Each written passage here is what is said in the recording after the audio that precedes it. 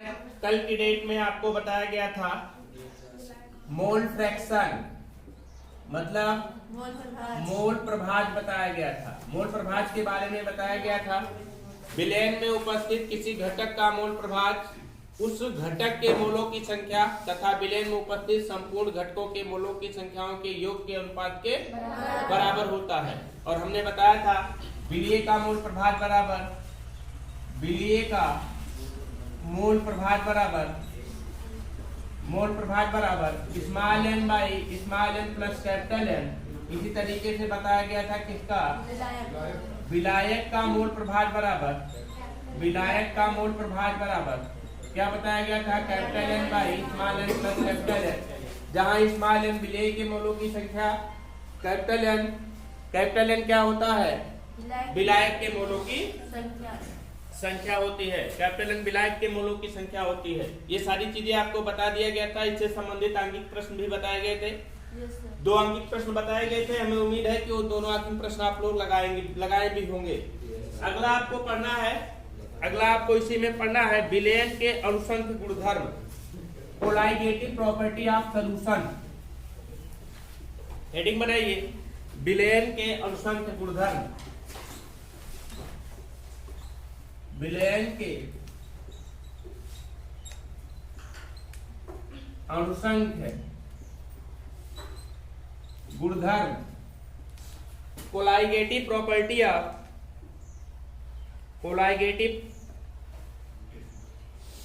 Properties of solution.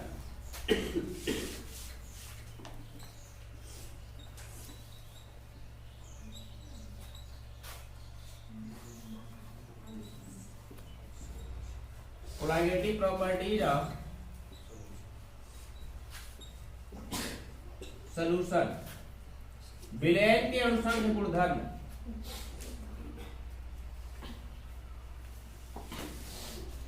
देखिए नाम से स्पष्ट है अनुसंख्य गुणधर्म। कोई विलयन है, इस विलयन का जो गुण कोई भी विलयन है, इस विलयन का जो गुण कोई भी गुण जब निर्भर करता है किस पर उस विलयन में उपस्थित विलय के अणुओं की संख्या पर, विलय के अणुओं की संख्या पर, और किस पर निर्भर करता है विलय के मोल प्रभाज पर। किस पर निर्भर करता है विलय के मोल प्रभाज पर निर्भर करता है। उस गुण को क्या कहते हैं हम विलयन का अनुसंख्य गुणधर्म कहते हैं। किसी विलयन का जो गुण विलयन में उपस्थित विलय के अणुओं की संख्या पर निर्भर करता है और फिर विलयन में उपस्थित विलय के मोल प्रभाज पर निर्भर करता है, उस गुण को क्या कहा जाता है विलयन का अनुसंख्य गुणधर्म अर्थात कोलाइगेटिव प्रॉपर्टी ऑफ सॉल्यूशन कहते हैं। तो ये जानना है कि कौन कौन सा गुण ऐसा है कि जो कि विलयन में उपस्थित विलय के अणुओं की संख्या पर और विलयन में उपस्थित विलय के मोल प्रभाज पर निर्भर करता है। तो कौन कौन सा गुण है? पहला तो निर्भर करता है आपका, पहला है परासरण एवं परासरण दाब। पहला कौन सा है? परासरण एवं परासरण दाब। एक गुण यह हो गया। दूसरा कौन सा निर्भर करता है? वाष्प दाब का अवनमन। वाष्प दाब का अवनमन। तीसरा गुण कौन सा निर्भर करता है? क्वथनांक का उन्नयन। कौन सा? क्वथनांक का उन्नयन।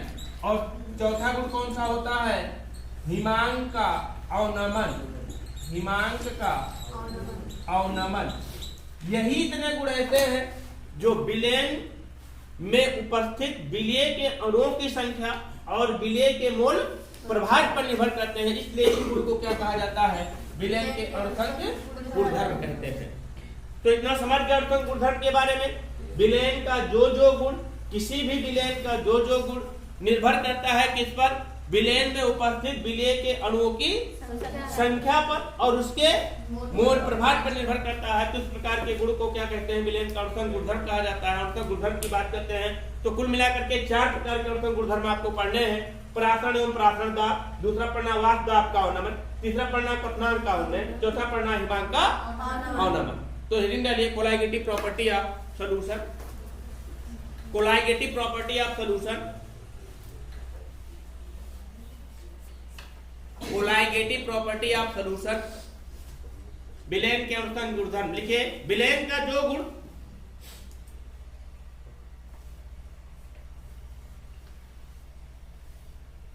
विलेन का जो गुण विलेन में उपस्थित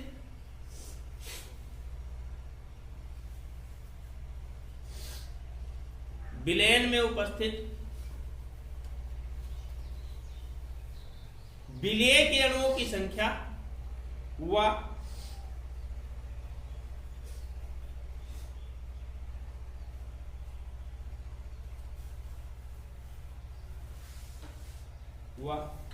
विलेय के मोल प्रभाव पर निर्भर करता है।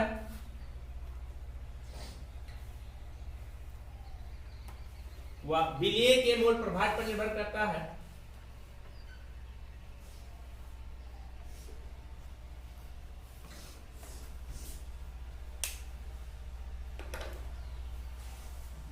उसे विलेन के अनुसंग गुणधर्म कहते हैं। उसे विलेन के अनुसंग गुणधर्म कहते हैं।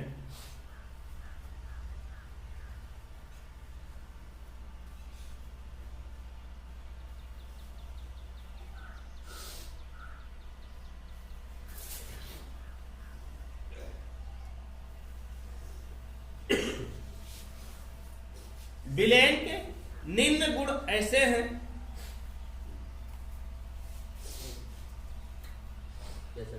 विलेन के निम्न गुण ऐसे हैं जो कि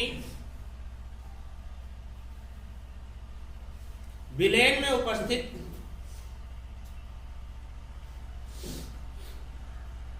विलेय के अणुओं की संख्या व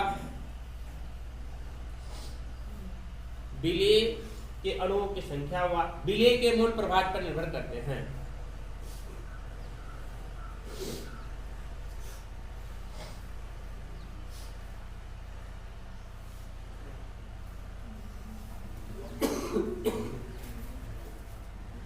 नंबर 1 परासरण एवं परासरण दाब।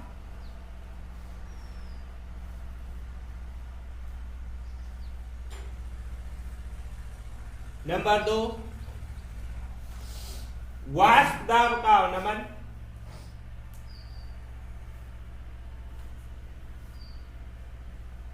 नंबर 3 क्वथनांक का उन्नयन।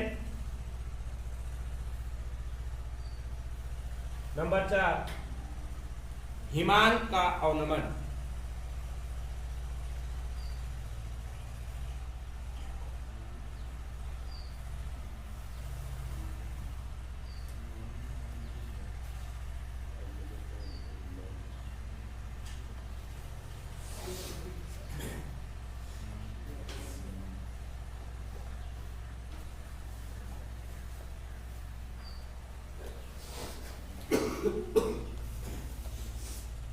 सबसे पहले आपको अब इसके अंतर्गत पढ़ना कौन सा है? परासरण एवं परासरण दाब।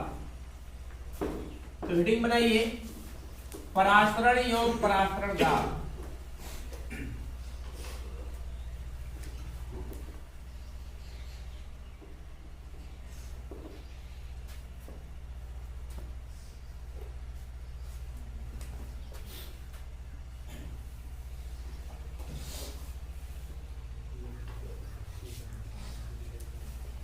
परासरण एवं परासरण दाब।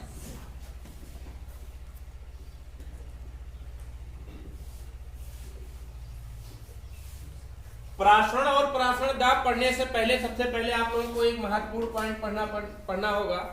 अर्धपारगम्य झिल्ली, सेमी परमेबल मेम्ब्रेन।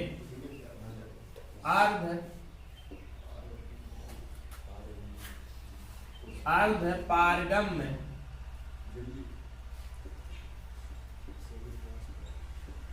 अर्धपारगम्य झिल्ली, सेमी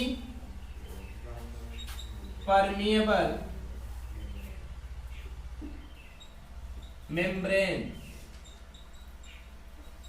सेमी परमिएबल मेम्ब्रेन, अर्धपारगम्य झिल्ली। देखिए एक ऐसी झिल्ली का मतलब आप समझते हैं, पतली सी फिल्म। एक ऐसी झिल्ली जिसमें से हो करके सिर्फ और सिर्फ विलायक के कण गमन कर सकते हैं, विलय के नहीं, उसे क्या कहते हैं? अर्धपारगम्य झिल्ली कहा जाता है, सेमी परमेबल मेम्ब्रेन कहा जाता है। मतलब क्या हुआ, एक पात्र ले लिया जाए, एक पात्र ले लिया जाए, इस पात्र के बीचों बीच एक झिल्ली लगा दिया जाए, एक झिल्ली लगा दिया जाए, और यहां पर भर दिया जाए सॉल्यूशन, बोले तो विलयन भर दिया जाए, और यहां पर भर दिया जाए विलायक, बोले तो सॉल्वेंट, विलायक भर दिया जाए, यहां पर विलायक भर दिया जाए, और यहां पर क्या भरा जाए? आपका विलयन। विलयन में दो घटक होंगे, विलय के भी और विलायक के भी होंगे। इसमें सिर्फ एक घटक है, सिर्फ विलायक है। अब क्या होगा, एक ऐसी झिल्ली है जिसमें से हो करके सिर्फ किसके कण गमन कर सकते हैं? विलायक के कण गमन कर सकते हैं। इधर गमन करेंगे, विलयन की ओर गमन करेंगे, बट विलयन में उपस्थित विलय के कण इधर से इधर नहीं जाते हैं, मतलब कि विलायक के कण ही इधर से इधर आ सकते हैं, विलय के कण गमन नहीं कर सकते। मतलब हम कह सकते हैं ऐसी झिल्ली जिसमें से हो करके सिर्फ किसके कण गमन कर सकते हैं? विलायक के कण गमन कर सकते हैं, विलय के नहीं। तो इस प्रकार की झिल्ली को कौन सी झिल्ली कहा जाता है? अर्धपारगम्य झिल्ली कहते हैं। कौन सी झिल्ली कहते हैं? अर्धपारगम्य झिल्ली कहा जाता है, सेमी परमेबल मेम्ब्रेन कहते हैं, अर्धपारगम्य झिल्ली कहते हैं। मतलब कि ऐसी झिल्ली जिसमें से हो करके सिर्फ किसके कण गमन कर सकते हैं? विलायक के कण गमन कर सकते हैं, विलय के नहीं। तो इस प्रकार की झिल्ली को सेमी परमेबल मेम्ब्रेन अर्थात अर्धपारगम्य झिल्ली कहते हैं। ये होता क्या है? अंडे की झिल्ली। आप लोग कहेंगे सर अंडे के ऊपर तो कठोर कवच होता है, वो कवच एक्चुअली में होता है कैल्शियम कार्बोनेट का, CaCO3 का कवच होता है वो। लेकिन अगर उसको उतार दिया जाए, उसको निकाल दिया जाए, तो उसके नीचे महीन पतली सी झिल्ली लगी होती है, सफेद रंग की, सफेद रंग की झिल्ली लगी होती है, जिसे क्या कहते हैं हम? सेमी परमेबल मेम्ब्रेन कहते हैं, अर्थात अर्धपारगम्य झिल्ली कहते हैं। उनमें से होकर के सिर्फ विलायक के कण गमन कर सकते हैं, विलय के कण नहीं, है ना। कोशिका झिल्ली, कोशिका के ऊपर पाई जाने वाली झिल्ली। कोशिका जानते हैं मानव शरीर या किसी भी जीव जंतु के शरीर की सबसे छोटी सरल संरचनात्मक एवं क्रियात्मक इकाई कोशिका कहलाती है। तो कोशिका के ऊपर की जो झिल्ली पाई जाती है वो कौन सी झिल्ली कहलाती है? अर्धपारगम्य झिल्ली कहलाती है, सेमी परमेबल मेम्ब्रेन कहलाती है। तो अर्धपारगम्य झिल्ली के बारे में इतना जानिए कि ऐसी झिल्ली जिसमें से होकर के सिर्फ विलायक के कण गमन कर सकते हैं, विलय के कण गमन नहीं कर सकते हैं। तो इस प्रकार की झिल्ली को कौन सी झिल्ली कहा जाता है? अर्धपारगम्य झिल्ली कहते हैं। तो लिखिए विलायक लिपिड है कि चाहे जो रहेगा विलायक, हाँ विलायक चाहे जो रहेगा। तो लिखिए अभी बता रहे वो भी कर सकता है, अभी कर सकता, अभी बता रहे हैं तन विलयन से शान विलयन को, शान विलयन तन विलयन को, अभी मैं बता रहा हूं उसको। तो लिखिए ऐसी झिल्लियां जिसमें से होकर, ऐसी झिल्लियां जिसमें से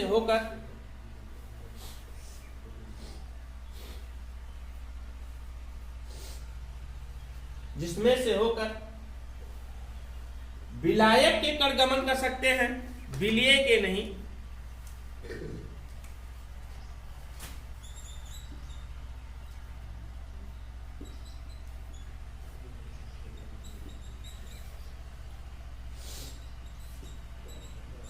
विलय के नहीं, अर्धपारगम्य झिल्ली कहलाती है।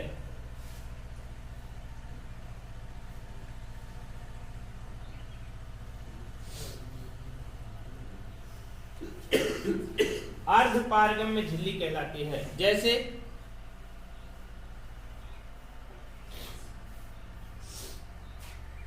कोशिका झिल्ली,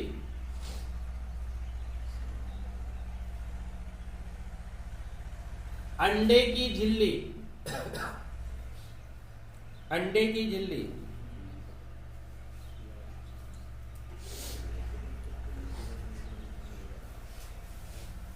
बकरे का आशय, ब्लेडर बकरे का आशय,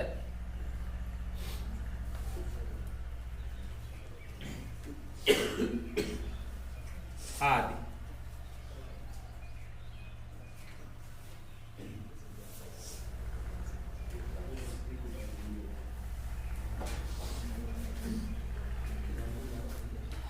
एक वैज्ञानिक थे यम ट्राब, क्या नाम था इनका? एम ट्रॉप। एम ट्रॉप ने बताया कि कॉपर फेरोसाइनाइड की झिल्ली, किसकी झिल्ली? Copper ferrocyanide. कॉपर फेरोसाइनाइड का मतलब क्या हुआ? Cu2 या भी Cn6, इसको बोलते क्या है? Copper ferrocyanide. कॉपर फेरोसाइनाइड की झिल्ली एक ऐसी झिल्ली है जो पूर्णतया अर्धपारगम्य झिल्ली है, पूर्ण रूप से अर्धपारगम्य झिल्ली होती है। स्टार लगाइए और लिखिए। यम ट्राब ने बताया कि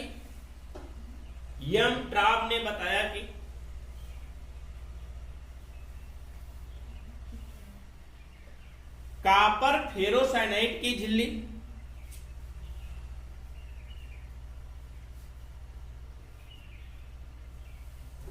एक पूर्णतया अर्धपारगम्य झिल्ली है।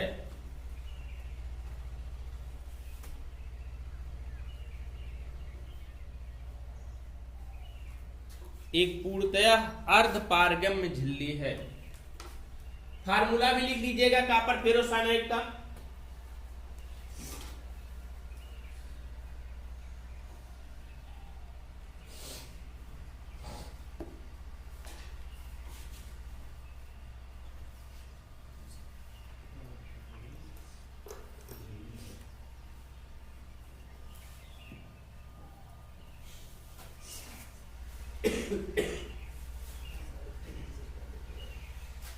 समझ गए?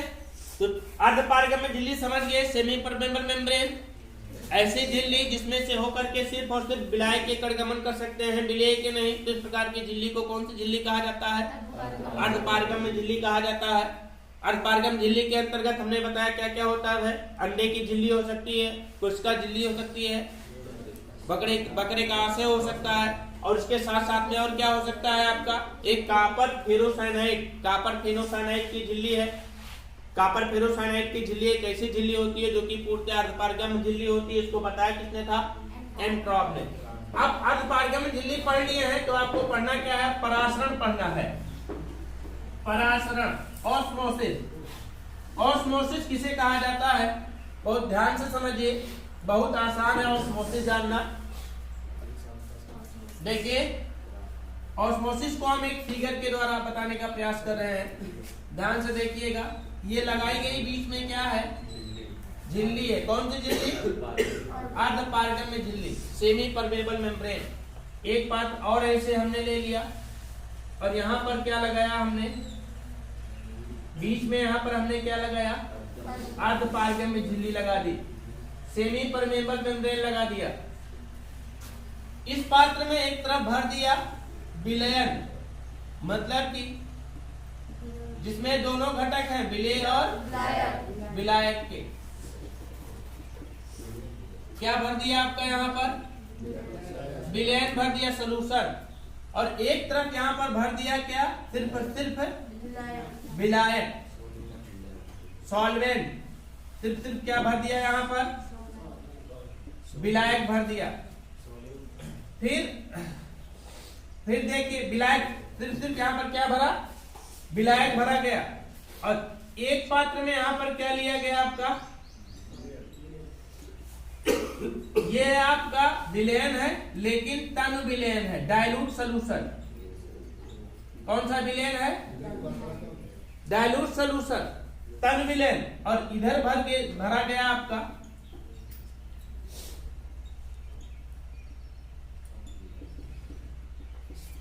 इधर भरा गया आपका कौन सा? सांद्र विलयन। सांद्र विलयन भरा गया, कंसंट्रेट सॉल्यूशन। अब देखिए क्या होगा, ये विलयन है, ये विलायक है। ये सेमी परमेबल मेम्ब्रेन अर्थात अर्धपारगम्य झिल्ली है। अब इस अर्धपारगम्य झिल्ली से होकर के विलायक के कण किधर गमन करने लगेंगे? विलयन की ओर गमन करने लगेंगे। किधर गमन करने लगेंगे? विलयन की ओर गमन करने लगेंगे। या इस फिगर में देखेंगे तो इसमें क्या है कि तन विलयन है, सांद्र विलयन है। अब क्या होगा? तन विलयन से विलायक के कण किधर गमन करने लगेंगे? सांद्र विलयन की ओर गमन करने लगेंगे। सिर्फ किसके कण गमन करेंगे? किसके कण? विलायक के कण, विलेय के नहीं, सिर्फ विलायक के कण इस पारगम्य झिल्ली में से होकर के तन विलयन से सांद्र विलयन की ओर गमन करने लगते हैं। तो इस प्रकार की प्रक्रिया को कौन सी प्रक्रिया कहा जाता है? परासरण की प्रक्रिया कहा जाता है। अर्थात हम कह सकते हैं कि जब विलायक के कण अर्धपारगम्य झिल्ली में से होकर के विलायक के कण अर्धपारगम्य झिल्ली में से होकर के शुद्ध विलायक से विलयन की ओर या तन विलयन से सांद्र विलयन की ओर गमन करते हैं, तो इस प्रकार की प्रक्रिया कौन सी प्रक्रिया कहा जाता है? परासरण की प्रक्रिया कहा जाता है। और ये तब तक गमन करेंगे जब तक कि दोनों की सांद्रता आपस में बराबर ना हो जाए। ध्यान दीजिएगा, सिर्फ यहाँ पर किसके कण जाएंगे? विलायक के कण जाएंगे। विलेय के कण यहीं के यहीं क्या रहेंगे? वैसे को वैसे पड़े रहेंगे। विलेय के कण गमन नहीं करेंगे, है ना। तो हम परिभाषित कैसे करेंगे परासरण की प्रक्रिया को? एक ऐसी प्रक्रिया जिसमें अर्धपारगम्य झिल्ली में से होकर के विलायक के कण विलायक से विलयन की ओर या तन विलयन से सांद्र विलयन की ओर गमन करते हैं। जिस प्रकार की प्रक्रिया कौन सी प्रक्रिया कहा जाता है? परासरण की प्रक्रिया कहते हैं। कौन सी प्रक्रिया कहते हैं? परासरण की प्रक्रिया कहते हैं। तो हेडिंग डालिए परासरण, ऑस्मोसिस। परासरण, ऑस्मोसिस, ऑस्मोसिस।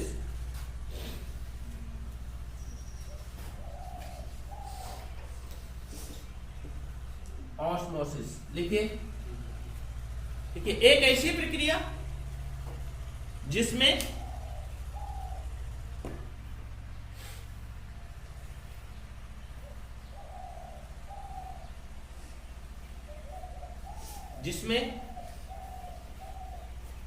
विलायक के कण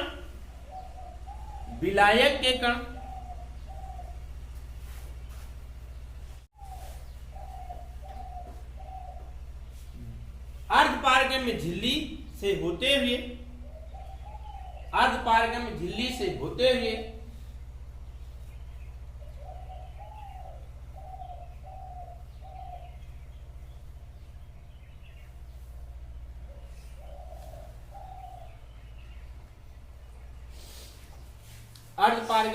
से होते हुए विलायक से विलयन की ओर, शुद्ध विलायक से विलयन की ओर, शुद्ध विलायक से विलयन की ओर या किधर? तन विलयन से सांद्र विलयन की ओर गमन करते हैं।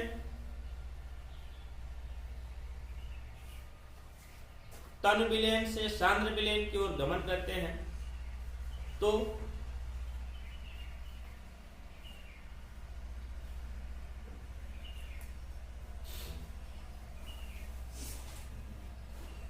इस प्रक्रिया को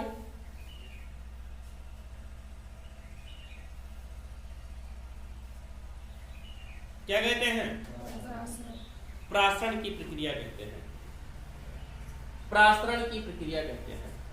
इसको बना लीजिएगा, इसको बना लीजिएगा।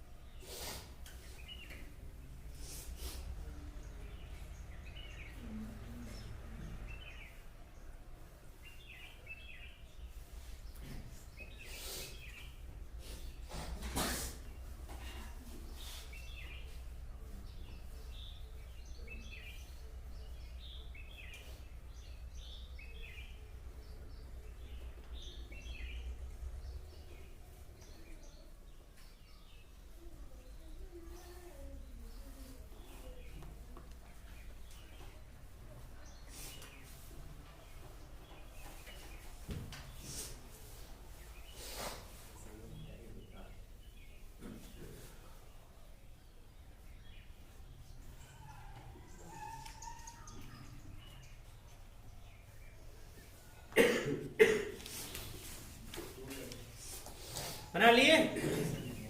अब हेडिंग बनाइए, विसरण और प्रासरण में अंतर। विसरण और प्रासरण में अंतर।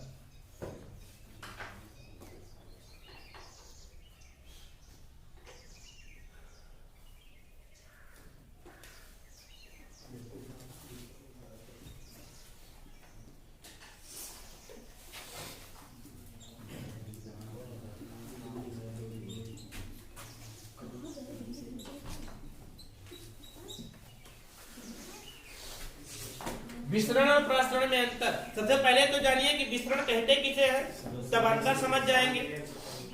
विसरण किसे कहा जाता है? जब दो विभिन्न सांद्रताओं के विलयन को एक दूसरे के संपर्क में रखा जाता है।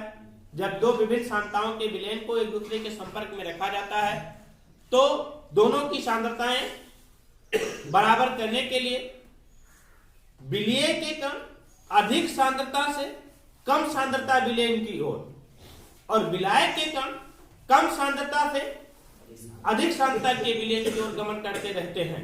मतलब हमारा कहने का मतलब यह हुआ कि विसरण एक ऐसी प्रक्रिया होती है जिसमें विलय और विलायक दोनों के कण एक दूसरे के विपरीत दिशा में गमन करते हैं। तो इस प्रकार के विलय, इस प्रकार की प्रक्रिया कौन सी प्रक्रिया कहा जाता है?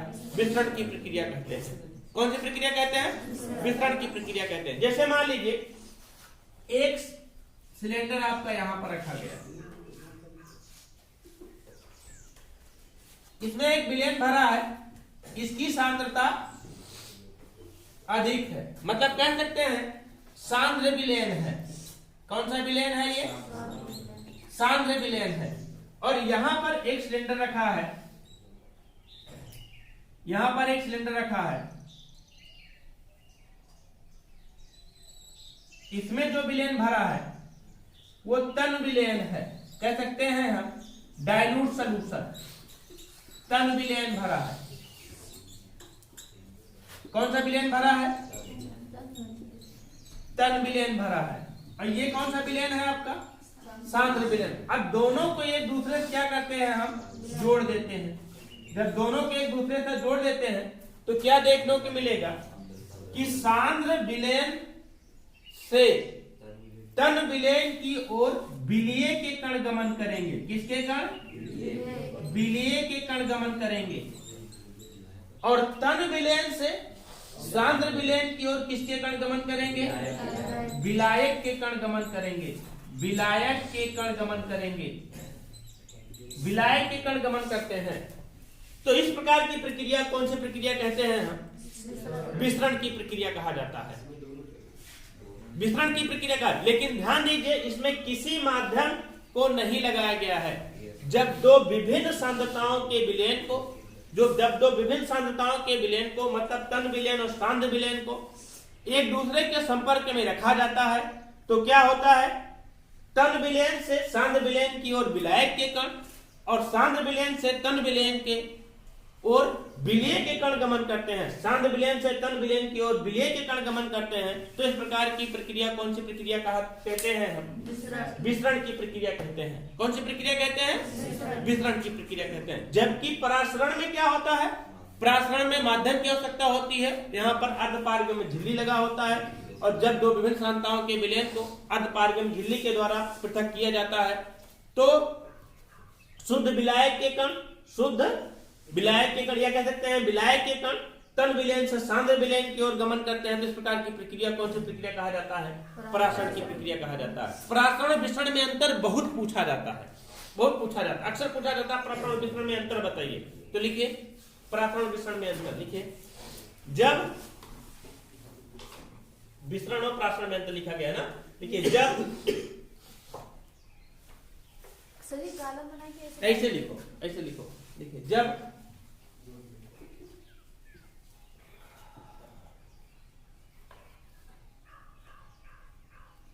दो विभिन्न सांद्रताओं के विलयन को, जब दो विभिन्न सांद्रताओं के विलयन को एक दूसरे के संपर्क में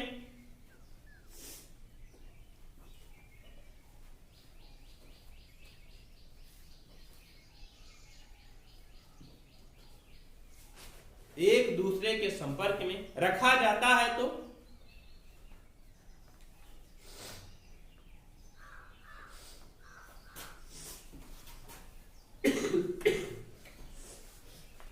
विलय के कण, विलय के कण सांद्र विलयन से किधर, तन विलयन की ओर,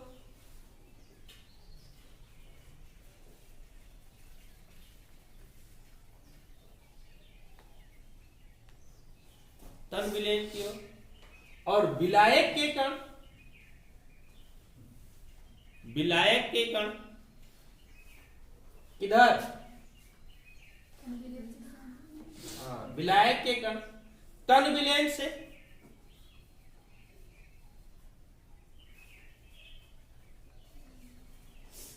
सांद्र विलयन की ओर,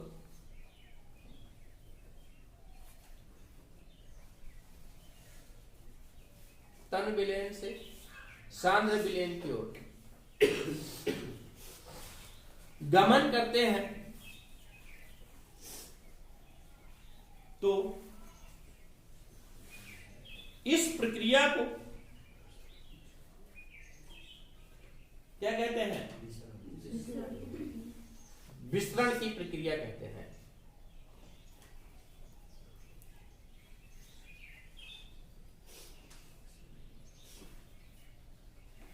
विसरण प्रक्रिया में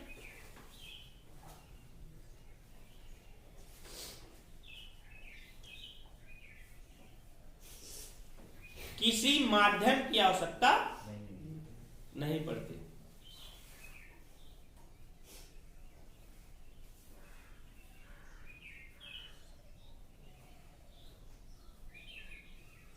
किसी माध्यम की आवश्यकता नहीं पड़ती, जबकि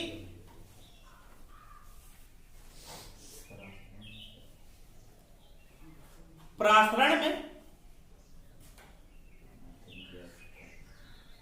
अर्धपारगम्य झिल्ली से होकर,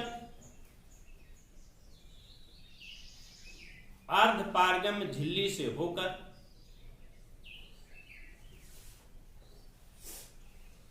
विलायक के कण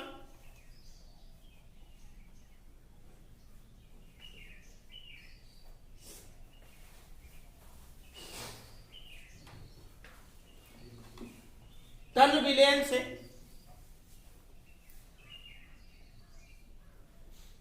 सांद्र विलयन की ओर गमन करते हैं। तन विलयन से सांद्र विलयन की ओर गमन करते हैं।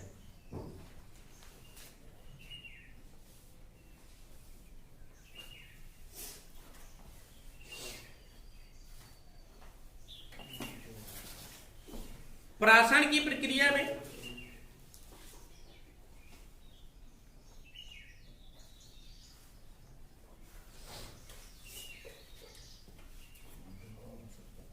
माध्यम की आवश्यकता होती है।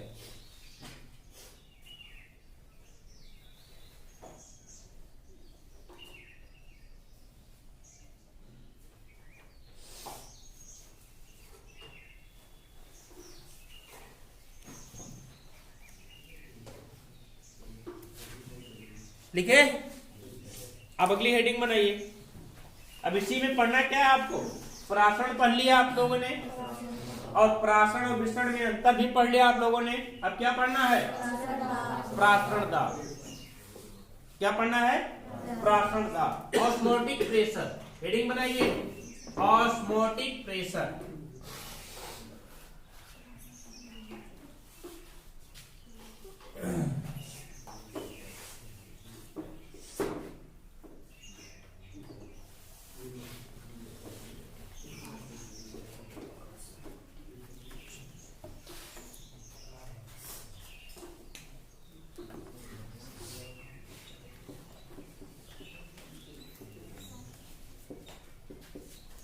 प्राशन दाब,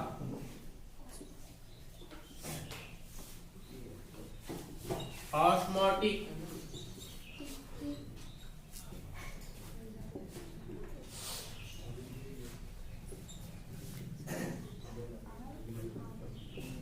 ऑस्मोटिक प्रेशर।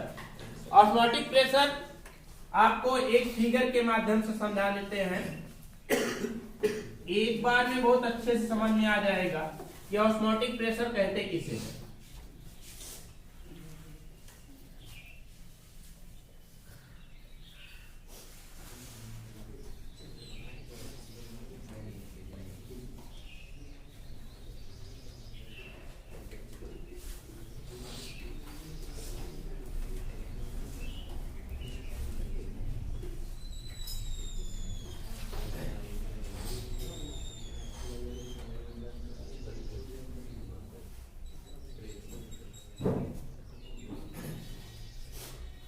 ऑस्मोटिक प्रेशर कहते किसे है?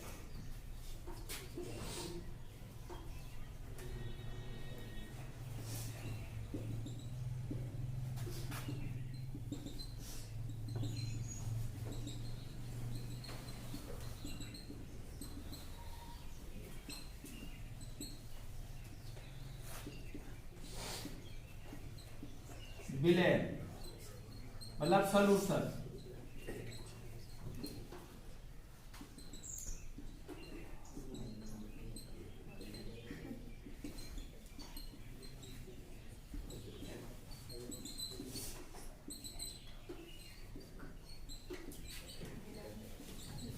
विलायक क्या है? विलायक। सॉल्वेंट एक कैपिलरी ट्यूब है, केशकट तो नली हिंदी में बोला जाता है, कैपिलरी ट्यूब। यहां पर लगाया गया है इसका पिस्टन। क्या लगाया गया है?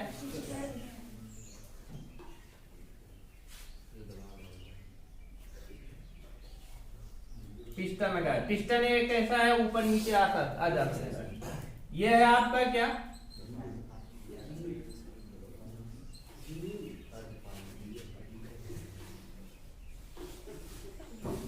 अर्धपारगम्य झिल्ली।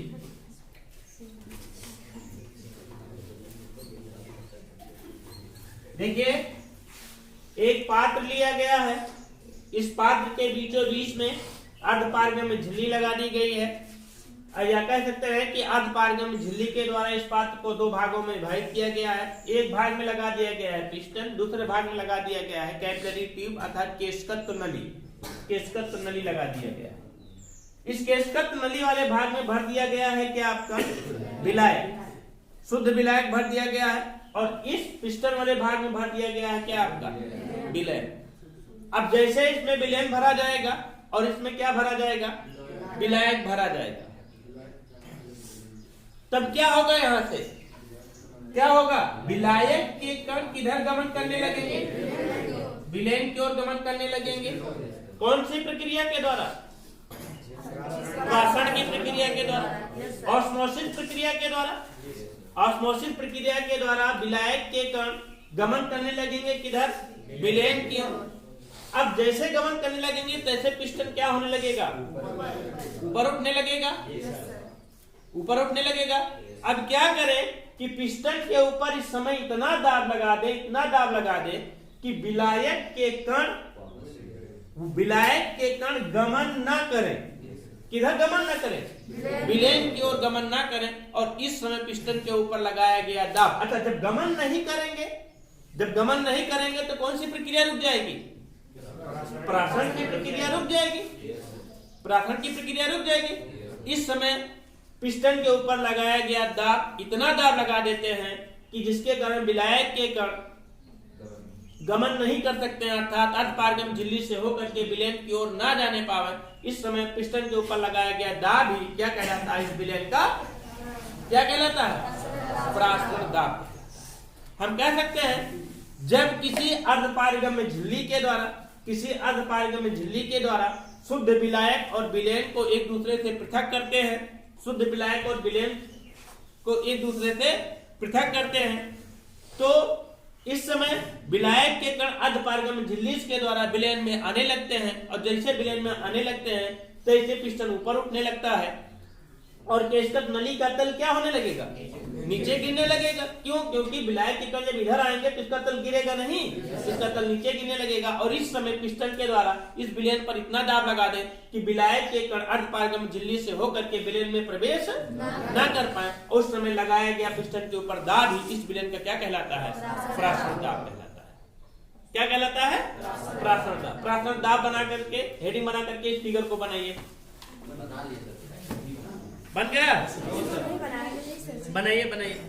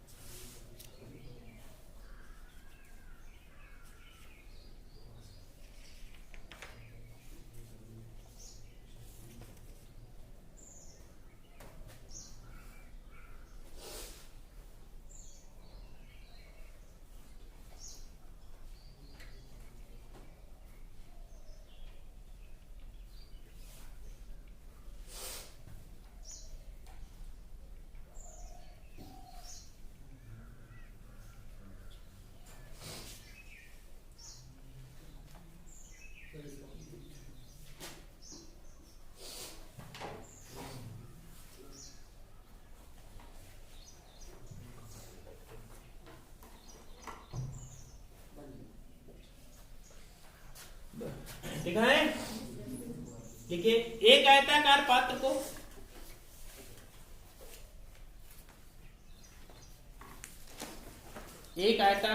को दो भागों में विभक्त करके दो भागों में अर्धपारगम्य झिल्ली द्वारा विभक्त करके एक आयताकार पात्र को अर्धपारगम्य झिल्ली द्वारा दो भागों में विभक्त करके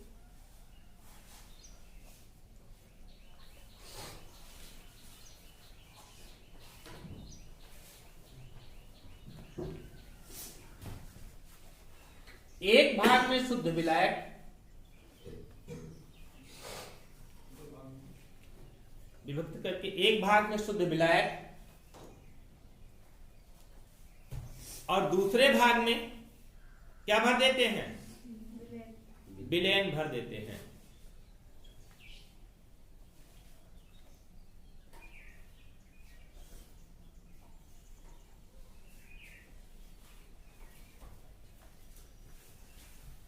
विलायक वाले भाग में केशिकत्व नली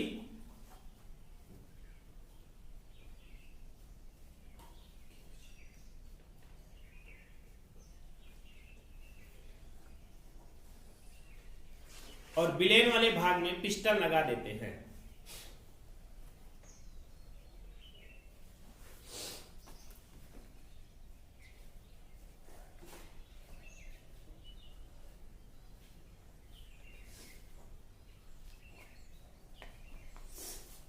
विलायक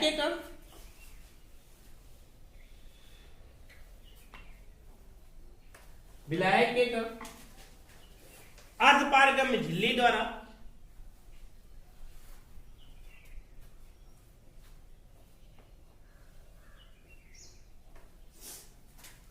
विलेन की ओर प्रवेश करने लगते हैं।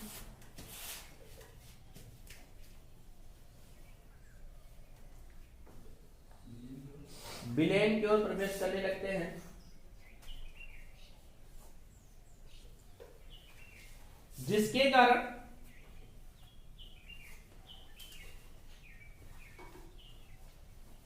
केशिकत्व नली का तल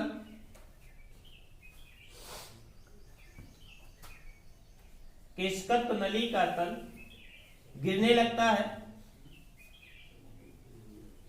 केशिकत्व नली का तल गिरने लगता है और पिस्टन ऊपर उठने लगता है।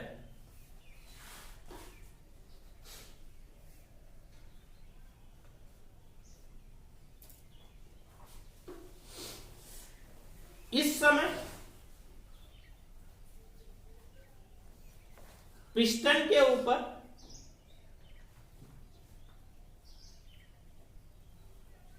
इतना दाब डालते हैं कि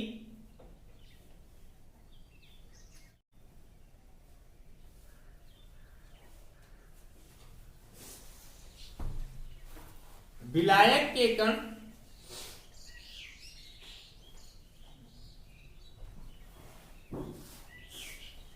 अर्धपारगम्य झिल्ली से होकर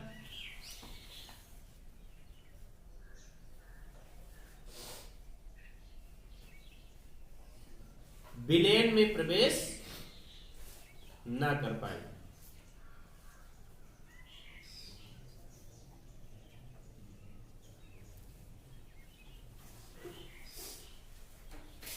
यही पिस्टन के ऊपर लगाया गया दाब, पिस्टन के ऊपर लगाया गया दाब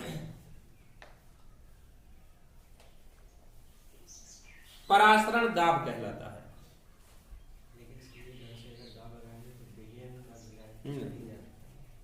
इतना ही दाब लगाएं, इस पर इतना ही दाब लगाएं कि ये प्रवेश न कर पाए।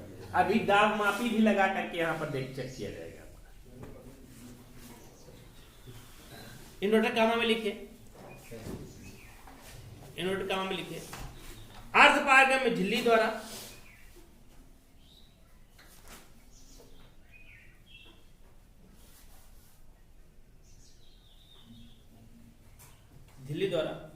विलायक से पृथक किए गए विलेन में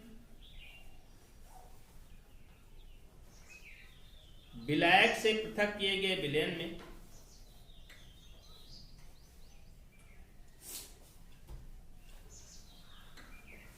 विलायक के प्रवेश को रोकने के लिए विलायक के प्रवेश को रोकने के लिए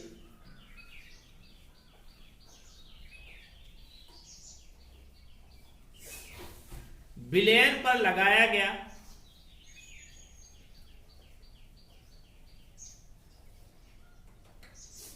आवश्यक अतिरिक्त दाब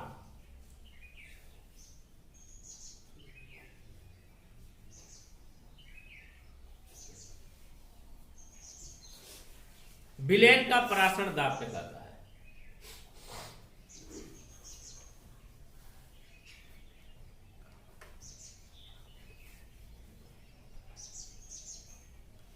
विलेन का परासरण दाब कहलाता है। इन्वर्टर कामा बंद। ये तो आप लोग समझ लिए ना कि परासरण दाब किसे कहते हैं। अब हेडिंग बनाइए, कल पढ़ाया जाएगा समपराशरी विलेन। समपराशरी विलेन, समपराशरी विलेन।